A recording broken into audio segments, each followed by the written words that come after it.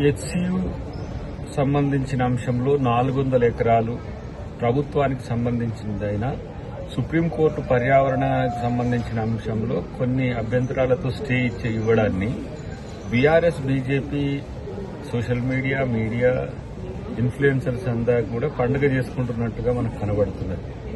ఇలాంటి అబద్దాలను ప్రచారం చేయడం ద్వారా వాళ్ళు శునకానందాన్ని పొందడం తప్పితే మరొకటి కాదు. సుప్రీంకోర్టు యొక్క తీర్పును, సుప్రీంకోర్టు యొక్క గైడెన్స్ ను ప్రభుత్వం పాటిస్తుంది.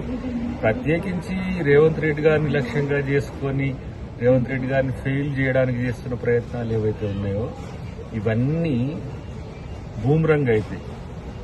ఎప్పుడూ ప్రభుత్వం తప్పు చేయదు, చేయాల్సిన సందర్భము రాదు.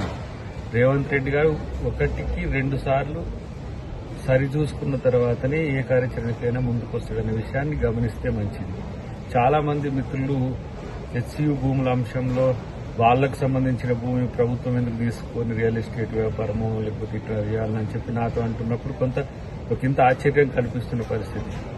రాజశేఖర రెడ్డి గారు, రోషయ్య గారు, కిరణ్ కుమార్ రెడ్డి గారు, ఇప్పుడు రేవంత్ రెడ్డి గారు, కాంగ్రెస్ ముఖ్యమంత్రులు అందరూ కూడా ఆ భూమిని కాపాడి ప్రజల భూమిని ప్రజలకు వచ్చేటట్టుగా చేస్తే, బీఆర్ఎస్ ఏమో ప్రైవేట్ వ్యక్తులకు పోయేటట్టుగా చేస్తే దీన్ని గమనించకుండా చేస్తున్న ఈ ట్రోల్స్ అయితే ఏవైతున్నాయో రేపు వాళ్లకు నోట్లో వెలక్కాయ పడక తప్పదు.